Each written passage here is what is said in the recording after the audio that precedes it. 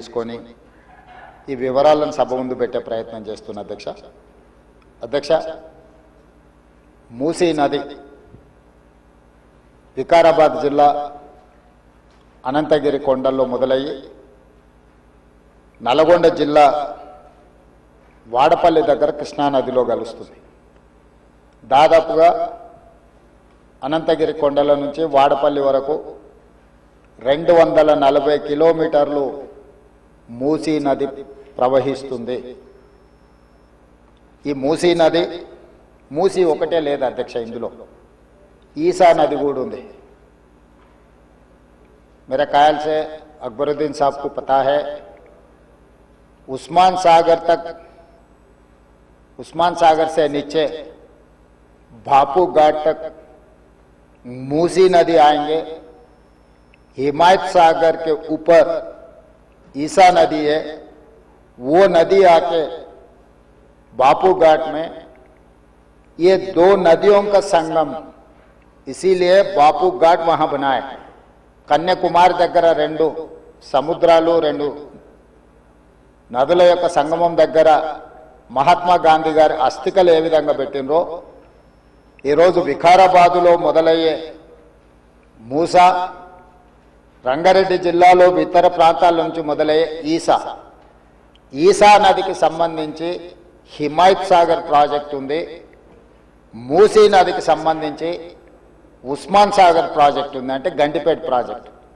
ఈ 2 నదులు వచ్చి లంగర్ హౌస్ దగ్గర ఏదైతే బాపు ఘాట్ ఉందో అక్కడ ఈ 2 నదులు కలుస్తాయి. ఆ 2 నదుల కలయిక దగ్గరనే మహాత్మా గాంధీ గారి అస్థికలను పెట్టి బాపు ఘాట్ను నిర్మించడం జరిగింది. అధ్యక్ష ఈరోజు నాగరికత నదీ పరివాహక ప్రాంతంలోనే పెరిగింది. ప్రపంచంలో ఏ నగర విస్తీర్ణమైన ఏ ప్రజల యొక్క నాగరికత అభివృద్ధి చెందిందంటే నదీ పరివాహక ప్రాంతంలోనే మానవుల యొక్క నాగరికత అభివృద్ధి చెందింది. నదీ పరివాహక ప్రాంతాలలోనే గ్రామాలు కానీ పట్టణాలు కానీ నగరాలు కానీ నిర్మించడం జరిగింది. ఈ నదీ పరివాహక ప్రాంతంలో నిర్మించిన గ్రామాలు మనకు ప్రతి ఊరికి ఆనుకొని చెరువు ఉంటుంది. ఊరి యొక్క తాగునీరు సాగునీరు అవసరాలు తీర్చడానికి పట్టణాలలో కూడా మీరు పెద్ద పెద్ద లేకులు చూసారు. ఈరోజు హైదరాబాద్ నగరంలో కూడా కాకతీయుల నుంచి మొదలు పెడితే కులీ కుతుబ్ షాయిలు నిజాం వరకు ఈ ప్రాజెక్టులను నిర్మించడం ద్వారా ప్రజల యొక్క సాగునీరు తాగునీరు అవసరాలను తీర్చడమే కాకుండా పరిశ్రమలను ఏర్పాటు చేయడానికి కూడా ప్రణాళికబద్ధంగా ఆనాటి కాకతీయ సామ్రాజ్యం నుంచి మొదలు పెడితే చివరి నవాబ్ నిజాం నవాబు వరకు కూడా ఈ నదుల యొక్క పరివాహక ప్రాంతంలోనే ప్రాజెక్టులను కట్టడం జరిగింది.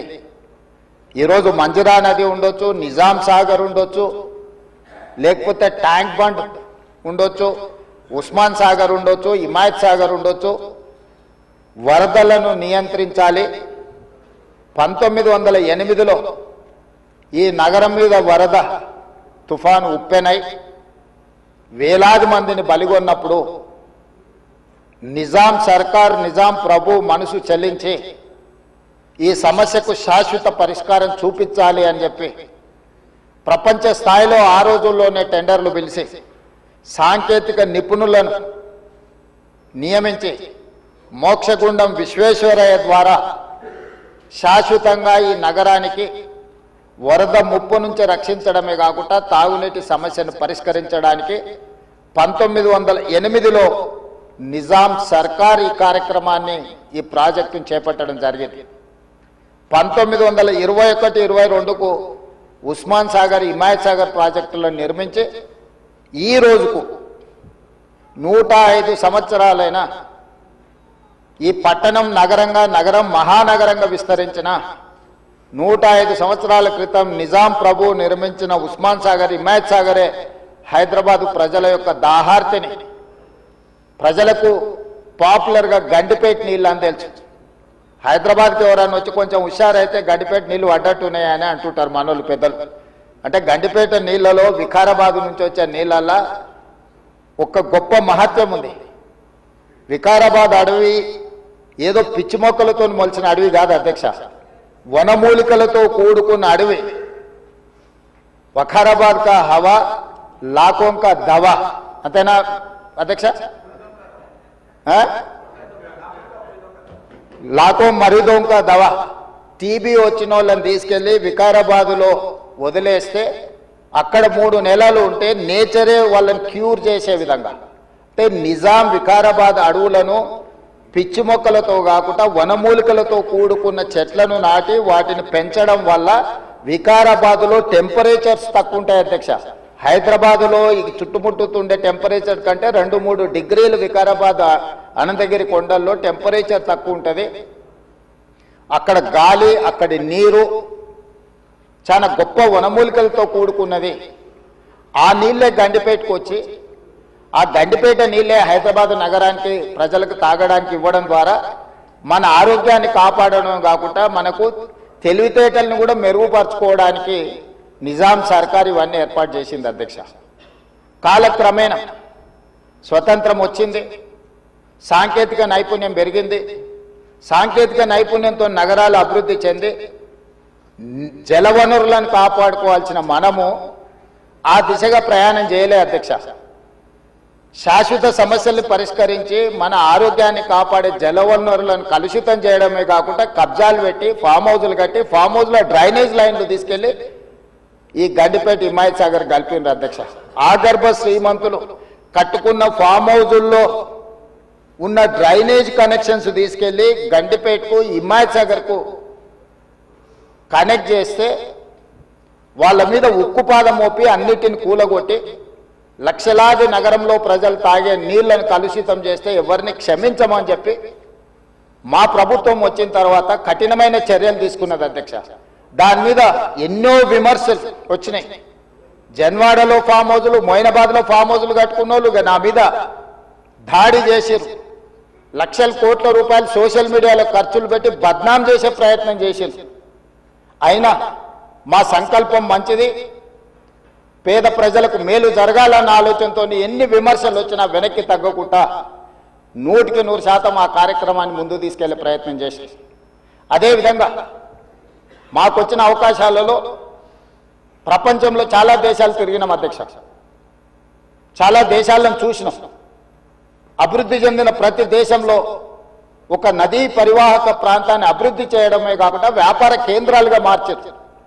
ఈరోజు న్యూయార్క్, న్యూజెర్సీ మధ్యలో హడ్సన్ రివర్, లేకపోతే లండన్లో థేమ్ రివర్. నేనే మంత్రులనే కాకుండా మిత్రులు అక్బరుద్దీన్ ఓవైసీ గారితో కూడా కలిసి మేము లండన్లో ఆ ప్రాజెక్టును పరిశీలించడం జరిగింది. జపాన్లో చూడడం జరిగింది, సౌత్ కొరియాలో చూడడం జరిగింది, సింగపూర్ లాంటి నూతనంగా అభివృద్ధి చెందిన దేశాలను మనం పర్యటించడం జరిగింది. జర్మన్ లాంటి దేశాలు తమరు కూడా కౌన్సిల్ చైర్పర్సన్ సుఖేందర్ రెడ్డి గారు కూడా వెళ్ళి మీరు చూసి వచ్చి మీరు కూడా నాతోని మీ అనుభవాలను కొంత నాకు వివరించడం జరిగింది. అంటే ప్రపంచ స్థాయి గుర్తింపు పొందిన నగరాలలో నదీ పరివాహక ప్రాంతాలను కాపాడుకోవడమే కాకుండా ప్రక్షాళన చేయడమే కాకుండా వ్యాపార కేంద్రాలుగా మార్చి ఆ రాష్ట్రము, ఆ దేశం యొక్క ఆర్థిక వ్యవస్థను బలోపేతం చేసుకోవడానికి ప్రపంచ దేశాలు పోటీ పడుతున్నాయి. ఈరోజు గుజరాత్ అహ్మదాబాద్లో సబర్మతి రివర్ ఫ్రంట్ కట్టుకున్నారు. భారతీయ జనతా పార్టీ నాయకులు, ప్రజాప్రతినిధులు గొప్పగా చెప్పుకుంటుంటారు. నరేంద్ర మోడీ గారు, అమిత్ షా గారు గుజరాత్లో సబర్మతి రివర్ ఫ్రంట్ అద్భుతంగా కట్టిర్రని దాదాపుగా 60,000 ఫ్యామిలీలను అక్కడి నుంచి తరలించింది అధ్యక్ష.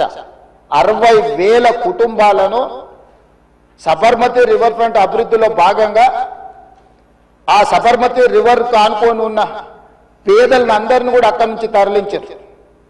ఉత్తరప్రదేశ్లో గంగా నది ప్రక్షాళన చేసి అక్కడ రివర్ ఫ్రంట్ కట్టుకున్నారు. ఈ మధ్యకాలంలో ఢిల్లీ ఎన్నికల్లో బీజేపీ యమునా నదిని ప్రక్షాళన చేసి ప్రపంచ స్థాయి నదీ పరివాహక ప్రాంతాన్ని అభివృద్ధి చేస్తామని ఎన్నికల్లో భారతీయ జనతా పార్టీ నరేంద్ర మోడీ గారు చెప్పి ఢిల్లీ ఎన్నికల్లో గెలవడం జరిగింది. ఆ విషయాలను అన్నిటినీ భారతీయ జనతా పార్టీ అద్భుతంగా గొప్ప అభివృద్ధి నమూనాగా మాట్లాడుకొని ఎన్నికల్లో ఎజెండాగా మార్చి చెప్పుకున్నారు అధ్యక్ష. మేము తప్పు పట్టడం లేదు. అభివృద్ధి జరిగినప్పుడు కొంతమందికి ఇబ్బంది జరుగుద్ది. ఆ ఇబ్బంది జరిగిన వాళ్లకు ప్రభుత్వాలు న్యాయం చేయాలి, నష్టపరిహారం ఇవ్వాలి, ప్రత్యామ్నాయం ఏర్పాట్లు చేయాలన్నది మా ఆలోచన. మేము యమునా నదిని వ్యతిరేకించలే, గంగా నదిని వ్యతిరేకించలే, సబర్మతి నది రివర్ ఫ్రంట్ మేము వ్యతిరేకించలే అధ్యక్ష. కాంగ్రెస్ పార్టీ ఆయా రాష్ట్రాలల్లా అక్కడ నివాసం కోల్పోతున్న వాళ్లకు మెరుగైన వసతులు కల్పించండి అని మాత్రమే ప్రభుత్వాలకు సూచన చేసినాం అధ్యక్ష. ఈ రోజు ఈ నేపథ్యంలో ప్రపంచ దేశాల నుంచి మన దేశంలో ఉన్న వివిధ రాష్ట్రాలు, రాష్ట్ర ప్రభుత్వాలు చేపడుతున్న కార్యక్రమాల నుంచి కొంతైనా మనం నేర్చుకోవాల్సిన అవసరం ఉంది అధ్యక్ష. వాళ్ళందరికంటే ముందు నిజాం సర్కార్ మూసీ నది రివర్ ఫ్రంట్ను నిజాం కట్టిండి అధ్యక్ష. వీళ్ళందరూ మేల్కోకముందే మీరు పురాణపూల్ బ్రిడ్జ్ నుంచి మక్కా మసీదు నుంచి మీరు ఆ లైన్ అంతా చూడండి.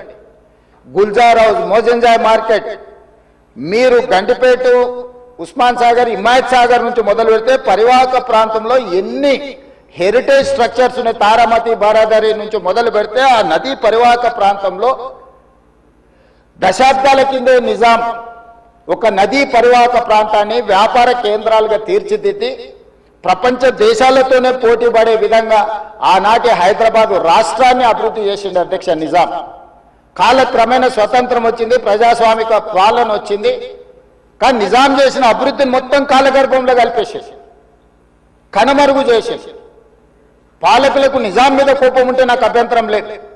కానీ నిజాం కట్టిన కట్టడాలను, చారిత్రాత్మకమైన కట్టడాల నుంచి మొదలు పెడితే చేసిన అభివృద్ధిని మొత్తం కాలగర్భంలో కలిపి కలుషితం చేసి ఆక్రమించుకొని అన్యాయక్రాంతం అయిపోయి ఈరోజు నివసించడానికి యోగ్యం కాని ప్రాంతాలుగా తయారు చేసేసి ఇదొక భాగం.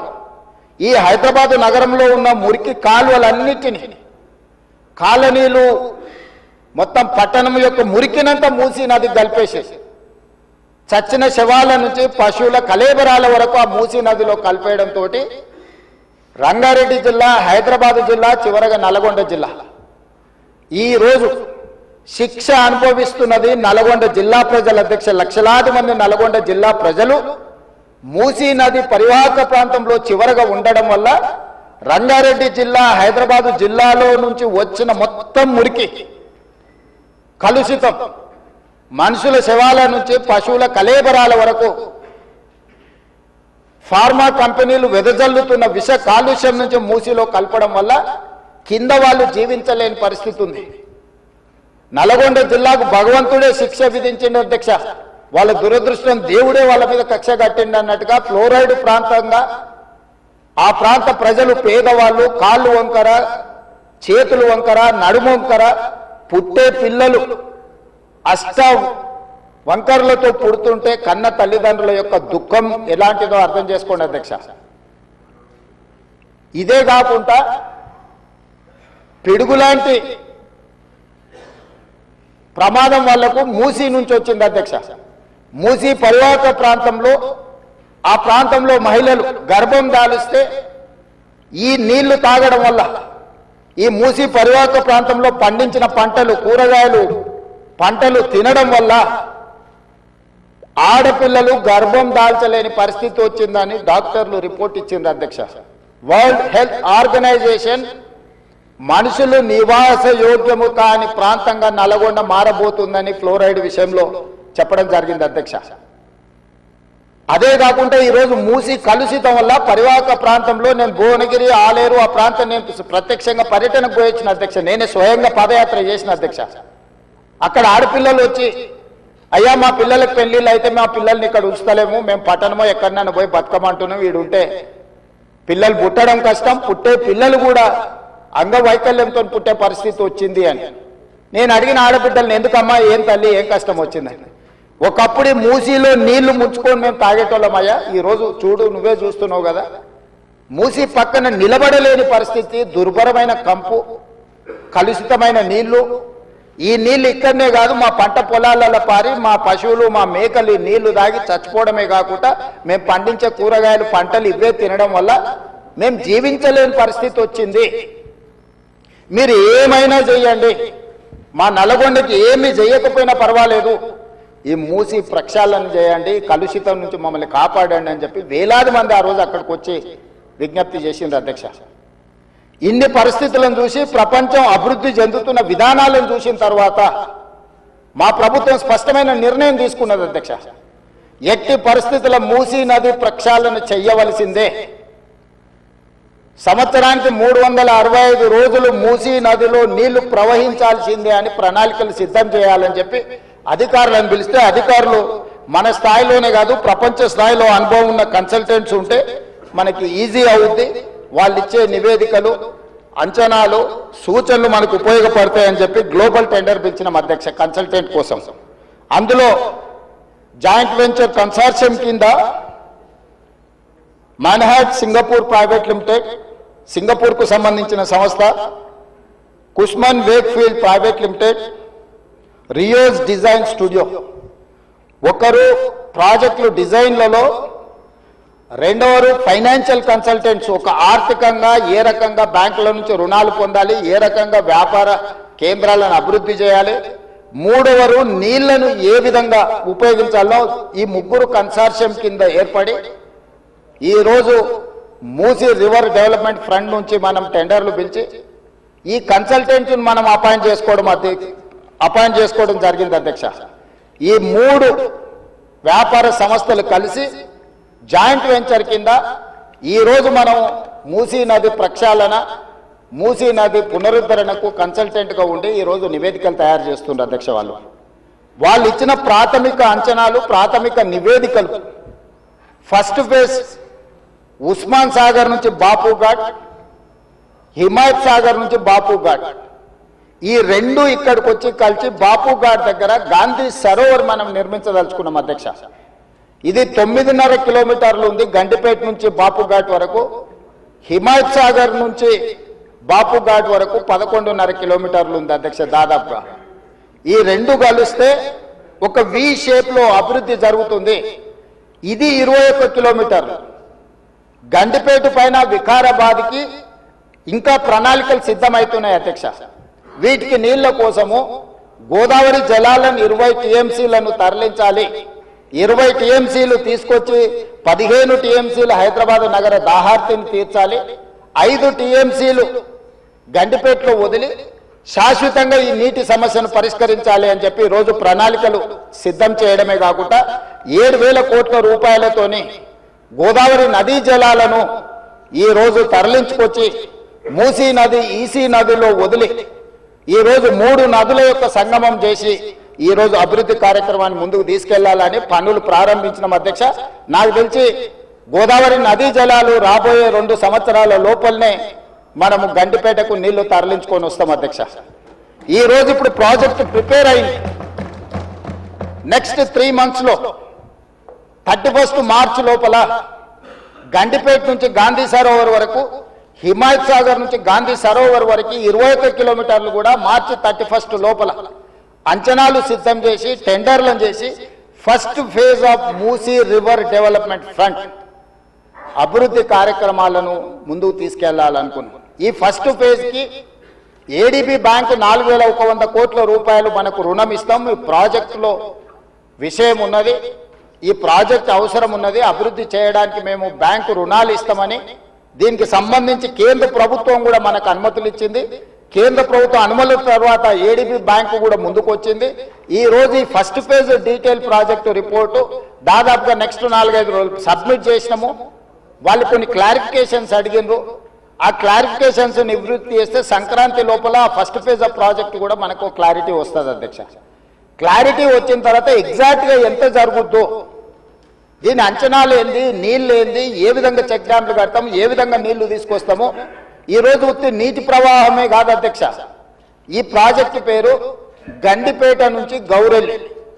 గండిపేట దగ్గర ప్రారంభమై రామోజీ ఫిలిమ్స్ దగ్గర గౌరెల్లి ఔటర్ రింగ్ రోడ్కి కనెక్ట్ అవుతుంది అధ్యక్ష. ఇది 55 కిలోమీటర్లు అధ్యక్ష. ఈ 55 కిలోమీటర్లు కూడా ఎలివేటెడ్ కారిడార్. ఈరోజు ఔటర్ రింగ్ రోడ్డు 160 కిలోమీటర్లు ఉంది. మధ్యలో నుంచి మధ్యలోకి పోవాలంటే 80 కిలోమీటర్లు ప్రయాణం చేయాలి. కానీ అదే గండిపేట నుంచి గౌరెల్లి వరకు మీరు ఎలివేటెడ్ కారిడార్ వేస్తే 55 కిలోమీటర్లలోనే మనం ఇక్కడి నుంచి అక్కడికి ప్రయాణం చేయడానికి అవకాశం ఉంది అధ్యక్ష.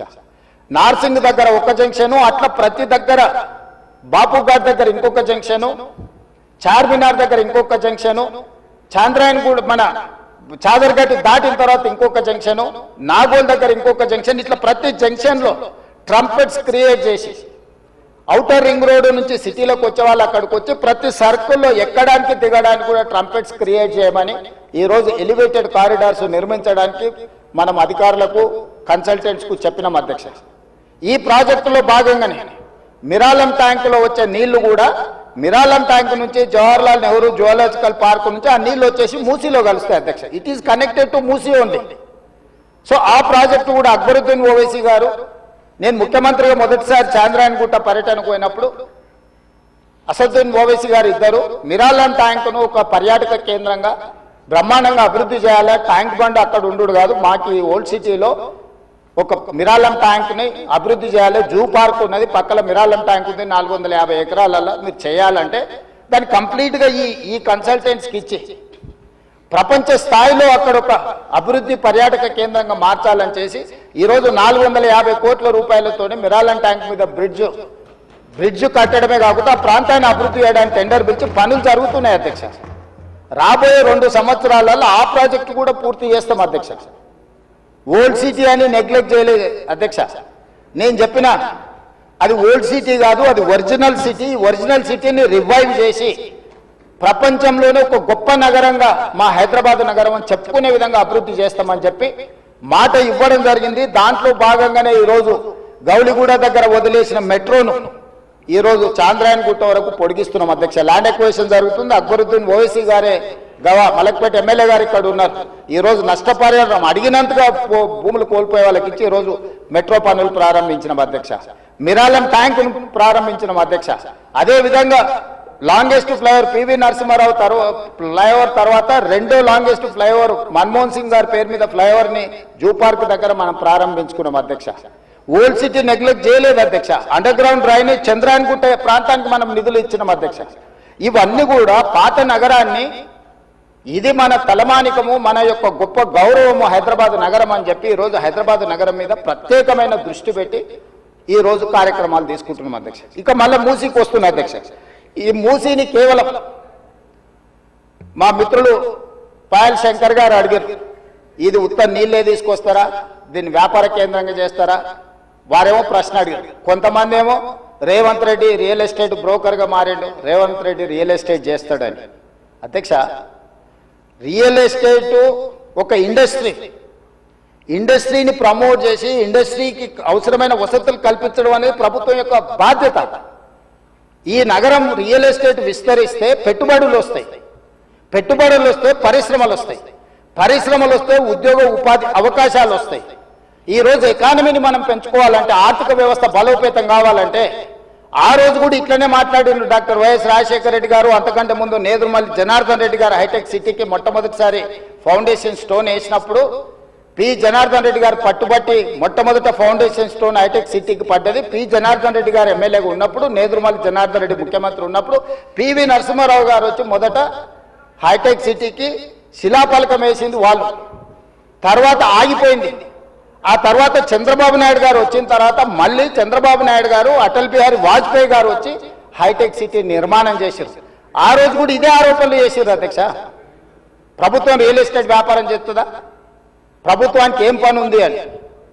కానీ ఇలా విస్తరించిన నగరం ఎక్కడొచ్చింది అధ్యక్ష? సైబరాబాద్ అని గొప్పగా ఎందుకు చెప్పుకుంటున్నాం? ఐటీ కంపెనీలు, ఫార్మా కంపెనీలు, global capability centres, data centres, ఇవన్నీ ఎక్కడి నుంచి వచ్చినాయి అధ్యక్ష? ఈరోజు ఫైనాన్షియల్ డిస్ట్రిక్ట్ నాలెడ్జ్ పార్క్లో ఎన్ని లక్షల మందికి ఉద్యోగాలు వచ్చినాయి అధ్యక్ష? ఈరోజు విస్తరించే నగరం అర్బనైజేషన్ అవుతుంది అధ్యక్ష. పట్టణ ప్రాంతాలు పెరుగుతున్నాయి, పట్టణీకరణ జరుగుతుంది. ఈరోజు 55% జనాభా పట్టణాలలో నివసిస్తున్నారు అధ్యక్ష. రాబోయే 20-25 ఏళ్లలో 75% మన పట్టణాల యొక్క జనాభా పెరుగుతుంది అధ్యక్ష. కేవలం ఔటర్ రింగ్ రోడ్ ఇన్సైడే 1,34,00,000 మంది ప్రజలు నివసిస్తున్నారు అధ్యక్ష.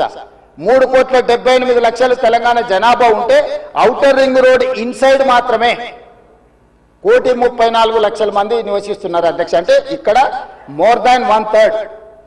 టోక్యో ఒక సిటీలో తెలంగాణ జనాభా కంటే ఎక్కువ ఉన్నారు అధ్యక్ష. 4 కోట్ల మంది ఒక పట్టణంలో నివసిస్తున్నారు అధ్యక్ష. ఈరోజు ప్రపంచం అంతా పట్టణాల వైపు వేగంగా విస్తరణ జరుగుతుంది. దానికి తగ్గట్టుగా మనం నగరాలను అభివృద్ధి చేసుకోవాలి. అందులో భాగంగానే ఈరోజు వికసిత్ భారత్ ప్రణాళిక ఏంది? ఈరోజు అందుకోసమే మా ఆయన దుఃఖం చూడు, ఆయన బాధ చూడు, కడుపులో విషము ఎట్లా అంటే కడుపు నిండా విషయం. ఆ మూసీలో ఉన్న కాలుష్యానికంటే వీళ్ళ కడుపులలో అంతకంటే ఎక్కువ విషయం ఉంది అధ్యక్ష. విషం జిమ్ముతున్నారు. మీరు మూసీ కాలుష్యమే ప్రమాదం అనుకుంటున్నారు అధ్యక్ష. ఈ మనుషుల కడుపుల్లో ఉన్న విషయం మూసీ కాలుష్యానికంటే ప్రమాదకరంగా తయారైంది అధ్యక్ష. ఏం నొప్పి అధ్యక్ష? నేను ఎవరినైనా విమర్శించిన అధ్యక్ష? నేను ఈ ప్రభుత్వం ఏం కార్యక్రమాలు చేపట్టబోతుందో సభలో సభ్యులు మాకు తెలవాలని అడిగినారు. పాయల శంకర్ గారు ఏమడిగినారు అధ్యక్ష? మేము సభ్యులము, ప్రభుత్వం ఏం చేస్తుందో మాకు వివరించండి, మేము కూడా మా చేతనైన సాయం చేస్తామని మాట్లాడినారు అధ్యక్ష. నేను వివరాలు చెప్పే ప్రయత్నం చేస్తే విషయం ఎందుకు కక్కుతున్నారు అధ్యక్ష? ఈరోజు క్వశ్చన్ అవర్లో సప్లిమెంటరీ క్వశ్చన్స్ 2 ఉంటాయి. 10 క్వశ్చన్స్ ఉండవు, 10 మందికి ఇయ్యరు. స్పీకర్ గారు అలౌ చేశారు, స్పీకర్ గారు నాకు అనుమతించారు వివరించమని. స్పీకర్ గారి అధ్యక్ష వాళ్ళ ప్రాధాన్యత ఏందో మీకు అర్థమైంది కదా అధ్యక్ష. ఈ చర్చ జరగవద్దు, ఈ నిజాలు ప్రజలకు తెలియవద్దు. విషం కడుపు నిండా విషం. మీరు కళ్ళు చూడండి అధ్యక్ష, అసలు వాళ్ళ కళ్ళలో చూడండి.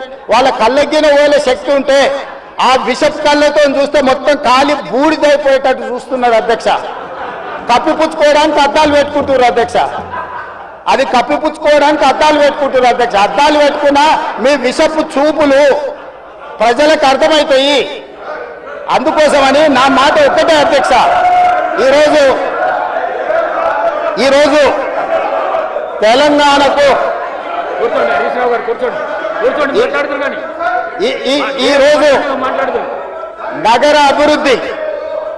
ఈరోజు నగర అభివృద్ధి చేయడం మా బాధ్యత. ఈరోజు ఇన్ని మాటలు మాట్లాడుతున్నారు కదా అధ్యక్ష. ఆనాడు కాంగ్రెస్ లో గెలిచిన ఎమ్మెల్యేని తీసుకొని మూసీ రివర్ డెవలప్మెంట్ కార్పొరేషన్ కు చైర్మన్ చేసింది ఎవరు అధ్యక్ష? ఎవరు? ఈ రోజు వివరాలు చెప్తుంటే ఆ నొప్పెందుకు అధ్యక్ష? మీరు అనుమతి ఇచ్చిన తర్వాత వాళ్ళెవరు అధ్యక్ష ప్రశ్నించనికే? వాళ్ళెవరు సభ్యులు? ఈ రోజు అక్బరుద్దీన్ ఓవైసీ గారు, పాయల శంకర్ గారు, లేకపోతే కాలేరు వెంకటేష్ గారు. ఆ కాలేరు వెంకటేష్ గారినైనా చూసి నేర్చుకోండి, కనీసం ఒక అవగాహన వస్తుంది.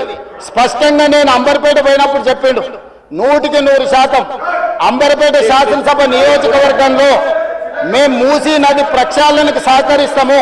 మా పేదలకు అందరికీ మంచి ఇండ్లు కట్టించండి, మా ప్రభుత్వ కార్యాలయాలు కట్టించండి, మా ప్రాంతాన్ని అభివృద్ధి చేయండి. నేనే ముందు భాగాన నిలబడి మూసీ నది ప్రక్షాళనకు సహకరిస్తానని అంబర్పేట ఎమ్మెల్యే కాలేరు వెంకటేశ్వర గారు ముందుకు వచ్చి బహిరంగంగా మైక్లో చెప్పిండు. నిన్నగాక మొన్న వచ్చి నన్ను కలిసి చెప్పిండు. ఆ పక్కనే ఉప్పల్ ఎమ్మెల్యే లక్ష్మారెడ్డి గారు వచ్చి కలిసి, సార్ మా ప్రాంతాన్ని అభివృద్ధి చేయండి, మూసీ నదిని ప్రక్షాళన చేయడం ద్వారా మా ప్రాంతానికి ఉపయోగపడుతుంది, మీరు చాలా మంచి పని చేస్తారు, మీరు వేగంగా ముందుకు వెళ్ళండి, మా వైపు నుంచి మీకు ఏం సహకారం కావాలని చెప్పి ఆ శాసనసభ్యులు వచ్చి కలిసిరు అధ్యక్ష. ఇవాళ నేను ఒకటే అడుగుతున్నా అధ్యక్ష, ఈ రోజు మూసీ నది ప్రక్షాళన చేసుకుంటే ఈరోజు మూసీ నది ప్రక్షాళన మేము చేస్తున్నామంటే మీరు చెయ్యాలంటున్నా వద్దంటున్నా? ఒక్క మాటలో చెప్పండి. మీరు చెయ్యాలనుకుంటే ఏమి చెయ్యాలో సూచన ఇవ్వండి, వద్దంటే మీ కడుపు మంట ఏందో చెప్పండి, తెలంగాణ ప్రజలు నిర్ణయించుకుంటారు.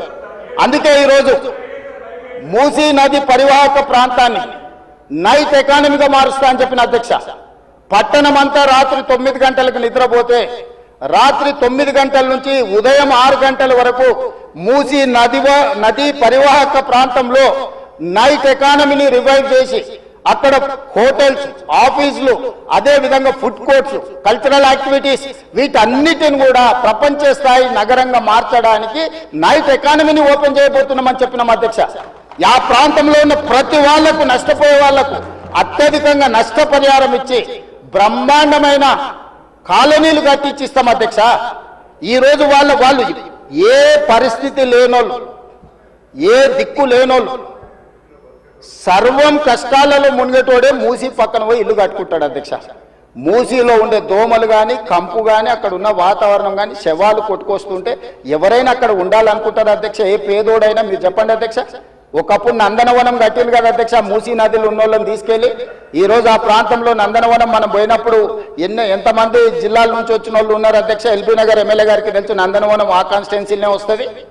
ఈ రోజు మూసీ నది పరివాహక ప్రాంతంలో ఉన్న పేదలకు మంచి వసతులు కల్పించి వాళ్ళ పిల్లలు చదువుకోవడానికి మంచి పాఠశాలలు ఇచ్చి వాళ్ళకు ఉద్యోగ ఉపాధి అవకాశాలు కల్పిస్తామని మేమంటే లేదు, అది అట్లనే ఉండాలి, తరలించడానికి వీల్లేదు, కట్టడానికి వీల్లేదు, మేము అడ్డం పండుకుంటాం, మేము నిలువు పండుకుంటామన్నారు. మరి మన వర్షాలు వచ్చినప్పుడు పోయి పండుకునేది ఉండే అధ్యక్ష, పోలేదు. ఏమి లేనప్పుడు పోయి ఆ పక్కన ఉన్న కాలనీలలో పండుకొని వచ్చారు అధ్యక్ష. ఇప్పుడు ఉండమని ఉంది అధ్యక్ష నెల రోజులు. ఇప్పుడు వద్దంటున్న వాళ్ళు ఉన్నారు కదా, నెల రోజులు మూసీ నది పక్కన ఉండమని చెప్పుండ్రు అధ్యక్ష. అంబర్పేట శ్మశాన వాటిక ఉంది కదా అధ్యక్ష, ఆ శ్మశాన వాటిక దగ్గర ఉన్న శవాలు, కులిపోయిన శవాలు, కాలిపోయిన సగం కాలిన శవాలు ఉన్నాయి కదా అధ్యక్ష, వీళ్ళందరూ అక్కడ ఉండమని ఉండ్రి, చూడమని ఉండ్రి. ఏ దుర్భరమైన పరిస్థితి ఉందో అర్థమవుతుంది, ఏ దుర్భరమైన పరిస్థితుల్లో ప్రజలు ఉన్నారో అర్థమవుతుంది. అందుకే ఈరోజు ప్రపంచ స్థాయి సంస్థలను కన్సల్టెంట్గా పెట్టుకున్నాము. ఫస్ట్ ఫేజ్ ఒక కొలిక్కి వచ్చింది, మిగతాది కూడా విడతల వారిగా ప్రాజెక్టు రిపోర్టు జరుగుతుంది. నేను హైదరాబాద్ నగరంలో 5 ఏళ్లలో 1,50,000 కోట్లు ఖర్చు పెడతాం, మూసీ నది ప్రక్షాళన చేస్తామంటే 1,50,000 కోట్లు కాంట్రాక్ట్ ఇచ్చేసారు, రేవంత్ రెడ్డి 25,000 కోట్లు తినేసిండని మాట్లాడుతున్నారు అధ్యక్ష. ఎంతసేపు వాళ్ళు ఎట్లనో మిగతాలు కూడా అట్లనే అనుకుంటారు అధ్యక్ష. కాంట్రాక్ట్లు ఇచ్చుడు, కమిషన్లు కొట్టుడు, లిఫ్టులు పంపులు పెట్టుడు, ఇండ్లలో కనకవర్షం గురిపించుకున్నాడు, పోయి జన్వాడలనో లేకపోతే మొయినాబాద్లో ఫామ్ హౌజులు కట్టుకున్నాడు. ఇంతకు తప్ప మీరు చేసింది ఏంది? నా గురించి మాట్లాడే అర్హత మీకెక్కడిది? ఈ రోజుకు ఏది కూడా మేము కన్సల్టెంట్స్ డీటెయిల్ ప్రాజెక్టు రిపోర్ట్ ఇచ్చే వరకు అంచనాలు మేము చెప్పలేము. ఏంటంటే మేము 80,000 పుస్తకాలు చదవలేదు, మాకంత నాలెడ్జ్ లేదు, మేము అట్లా దొంగతనాలు చేయాలని పని కూడా పెట్టుకోలేదు అధ్యక్ష. అందుకే ఈరోజు మంచిరేవుల దగ్గర కాకతీయుల నాటి శివాలయం ఉన్నది అధ్యక్ష. 850 సంవత్సరాల పురాతనమైన శివాలయం మంచిరేవుల దగ్గర ఉంది అధ్యక్ష. గ్రేహాండ్స్ ల్యాండ్ ఉందా, ఈ రోజు అక్కడ శివాలయం కట్టదలుచుకున్నాం అధ్యక్ష. మన సంస్కృతిని కూడా పునరుద్ధరిస్తున్నాం. ముందుకు వచ్చిన తర్వాత మక్కా మసీదు ఉన్నది, ఒక అంతర్జాతీయ స్థాయి మసీదును అక్కడ కట్టదలుచుకున్నాం అధ్యక్ష. నదీ పరివాహక ప్రాంతంలో ముందుకు వస్తే సిక్ చావుని గౌలిగూడ దగ్గర ఒక అద్భుతమైన స్వర్ణ దేవాలయం లాంటి ఒక సిక్ మందిరాన్ని కట్టదలుచుకున్నాం అధ్యక్ష. ఆ విధంగా ముందుకెళ్తే ఉప్పల్ ప్రాంతంలో మెదక్ చర్చ్ లాంటి ఒక అద్భుతమైన చర్చిని కట్టదలుచుకున్నాం అధ్యక్ష. మూసీ నది పరివాహక ప్రాంతంలో ఒక పక్కన దేవుడు ఉంటాడు, ఇంకొక పక్కన అల్లా ఉంటాడు, ఇంకొక పక్కన గురుద్వారా ఉంటుంది, ఇంకొక పక్కన యేసు ప్రభు ఉంటాడు. ఈ 4 మతాలకు సంబంధించి మూసీ నది పరివాహక ప్రాంతంలో మత సమ్మేళనాన్ని చేసి ఒక మత సామరస్యాన్ని అభివృద్ధి చేయడానికి ఈరోజు కార్యక్రమాలు చేస్తున్నాం అధ్యక్ష. అదేవిధంగా ఈరోజు ఇంటర్నేషనల్ స్టాండర్డ్స్ లో మనం అక్కడ ఉండే వ్యాపార కేంద్రాలను అభివృద్ధి చేయాలనుకుంటున్నాం అధ్యక్ష. ఈ రోజు నీళ్లు శాశ్వతంగా అందులో ప్రవహించే విధంగా నగరాల నుంచి వచ్చే మొత్తం కాలుష్యాన్ని మొత్తం నియంత్రించి సివరేజ్ ట్రీట్మెంట్ ప్లాంట్స్ పెట్టి ట్రీట్ చేసి ఆ వాటర్ని కూడా వినియోగించుకోవడానికి ఈరోజు ప్రణాళికలు చేస్తున్నాం అధ్యక్ష. వీటన్నిటికీ అంచనాలు లేకుండా టెండర్లు ఇచ్చి కాంట్రాక్టర్ల దగ్గర నుంచి మేము కమిషన్లు కొట్టదలుచుకోలేదు అధ్యక్ష. సంవత్సరంన్నర నుంచి నిరంతరం పనిచేస్తే ఇప్పుడు ఒక కొలిక్కి వచ్చినాయి.